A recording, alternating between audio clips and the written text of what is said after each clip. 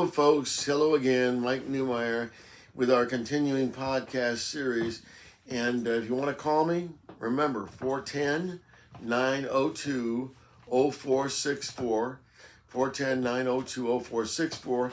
And you can follow us on our podcast on most of the platforms. Just ask for Mike Newmeyer and you're going to find me. Okay. Now the last time we met, I was talking about different kinds of investments. And today I'm just going to focus on stocks and give you some idea of the things that you should know about stocks, okay?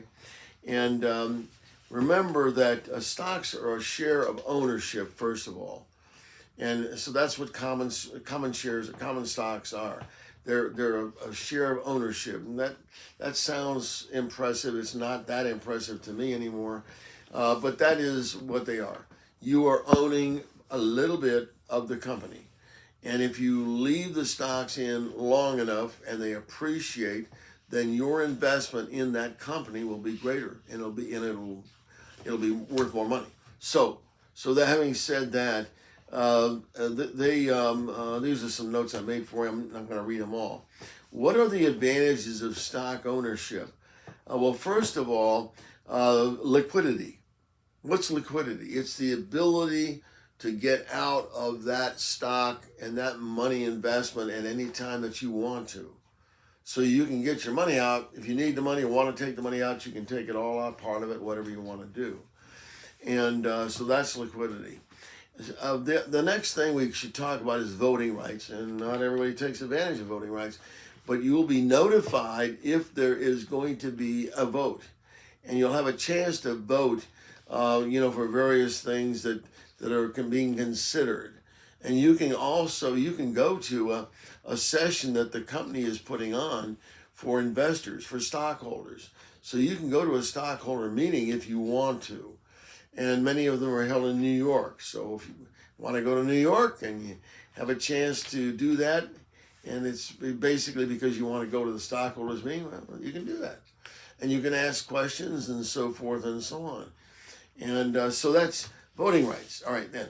And then capital appreciation. If the company does well, if you pick the best performing companies, in the United States or in the world that are being offered through the New York Stock Exchange, then over time it's going to grow. It doesn't mean that it's going to grow every year or that it's going to grow at the same rate every year. And you may have years of decline. All you have to do is look at FedEx this last year would drop some, 40% or something. And the same thing with Amazon, big names. And they dropped also. So it isn't like every year is a guarantee you're going to grow 10% or something. A lot of people like to talk about that the market grows 10%. Well, it just doesn't. It just doesn't. If the market is down, then it could grow 10% in a year coming back. Okay, or if it's volatile, you might go up 10, down 15, up 5, down 6, whatever. So there's no consistency in what the return in the market's going to be. It's not made for people that are looking for a stream of income that is not going to, go up and down and not affect their capital investment. If you were taking the same amount of money out, and I said this the last time around, if you take the same money out and the market's moving up down, you are reducing your capital.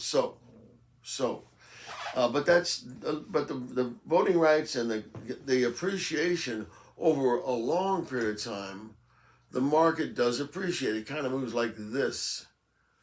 Okay, but it's on that direction over time. So for long-term investments, as long as you've got the right stocks, then the long-term investment is going to be good for you. Even when we go into recession, we come out of the recession, and then typically the stocks will take off. So over time, you can do well. On the short term, maybe not. It's a matter of how much are you willing to risk, and so forth, and how much do you need the income from those stocks now? Now you get dividends. Many stocks pay dividends, and dividends are paid out on a quarterly basis. So you look at a dividend. There's some high dividend stocks that pay 5, 6, even 7 or 8%. Not that many, but they're out there. but they may not grow that much. They may not appreciate that much because they're giving these big dividends and lots of other reasons. But if you're buying for income, typically people will look at the dividend, products before they look at anything else. And so that's that. So you can consider that. And so people that are trying to supplement their retirement income may look at the high dividend stocks. Okay. And then so that's why dividends. And then inflation hedge. So stocks historically, stock prices have usually appreciated faster than the rate of inflation. Now, they're subject to inflation. In other words, the market can be a leading indicator of inflation. If companies have to raise their prices, there can be a lag effect on the prices, on the price of the stock, or it may lead. So if you have inflation, you can believe that the stock market's going to go up in general, and that can therefore hedge against the increase in inflation that you're experiencing, generally speaking. Okay, so those are some of the advantages of stock. And let me move on, and there's lots more. This is a very short version for you. Disadvantages of stock ownership. There's no insurance in them. There's no insurance. Unlike cash investments, your investment is not covered by FDIC. It just isn't. In fact, the only insurance you've got in the market is SIPC. SIPC helps you if there's actually been some stealing going on in the market. Okay, then SIPC will come in and you can put a claim in and so forth. So we have had examples, some questionable ones, like Madoff. I don't know how people did with that, because unfortunately that money never went in the market. He pretended it did, but it never went in the market. So I don't even know if SIPC covered Madoff. But that's a prime example of the kind of dishonesty that occurs. We have another example right now in the Bitcoin world, in the coin world, with a gentleman that is currently under investigation. And so be aware of all those things, that those things are out there. And there's no promises. Unlike bonds, no promises to repay your investment principal. If you hold a bond to maturity, then you're going to get all your money back, and you've gotten the dividends on the bonds meanwhile.